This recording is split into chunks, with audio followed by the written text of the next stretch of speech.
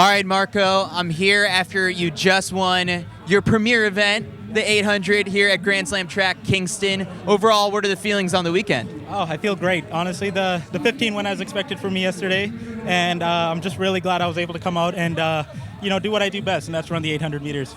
So one of the cool parts is that you've kept your cards very close to your chest as to how you wanted to run this 800. You told me that you feel comfortable running an 800 on tired legs. So at what point in the last 24 hours did you think, all right, I am going to be the one to take it? So the plan was how the 15s went yesterday. Everyone was saying if it's slow enough, the 800 guys are still in. Of course, it was still too fast for me. Huge respect to Wanyonyi for coming out on top. That was incredible. But I knew coming in today, if I wanted to at least, get up on the points, and I would have had to make it tough for the 1,500 guys, and that involved pushing the pace early on. So I was so confident I was just going to go out and take the lead. But coming out to the warm-up area and feeling the wind, I had second thoughts, and I almost backed out of it. But I'm glad I stuck to my choice, and it worked out today. Are you ready to rewatch this race and talk me through everything that unfolded? All right, so you mentioned the wind was a factor immediately. At what point in the race did you start to feel it? From the beginning, yeah. I figured we're all in our own lane, so everybody's going to feel it in that first 100. So there's no point holding back. That was really the thought as I was running, was that if I'm feeling the wind, everybody else is feeling it too. So don't be afraid of it. Positioning-wise here, what did you found yourself in the front immediately? Yep. I was glad nobody tried to fight with me for the lead, hinting at Wanyonyi because we've done that before. But yeah, it went as expected here. Only the 800 guys were going to follow me, and I try to create enough of a gap that it'd be tough for those guys to close the gap and outkick us. Is there an estimate on the pace it takes to possibly do that against these guys? Now you have more data to work with. Yeah, it's tough. I think today the wind did play a factor. 52 seconds is not that fast, all things considered. But with the conditions, we were probably running a 50-point effort. All right, so going into the backstretch, this is obviously, at 300 meters, the hardest part of the 800. Right. So at this point, time goes out the window. Just the focus was just to win the race, and I had to be prepared for a move to be made. I wasn't sure who was going to make it. I was assuming it was going to be Wanyonyi, and he did. He made the right move. I just made the right response to it, not panic. I try not to panic and just save something for that last 100 because I knew it was going to be a fight.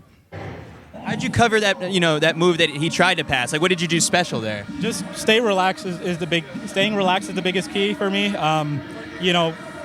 going to take him more effort to pass me than it is for me to hold him up, and I didn't have to empty the tank, just enough to keep him at bay, and especially going into the turn, it would have him second guessing. And once we got to the last 100, I figured it was as long as I stay strong and maintain my form, it's going to be tough for him to pass me again.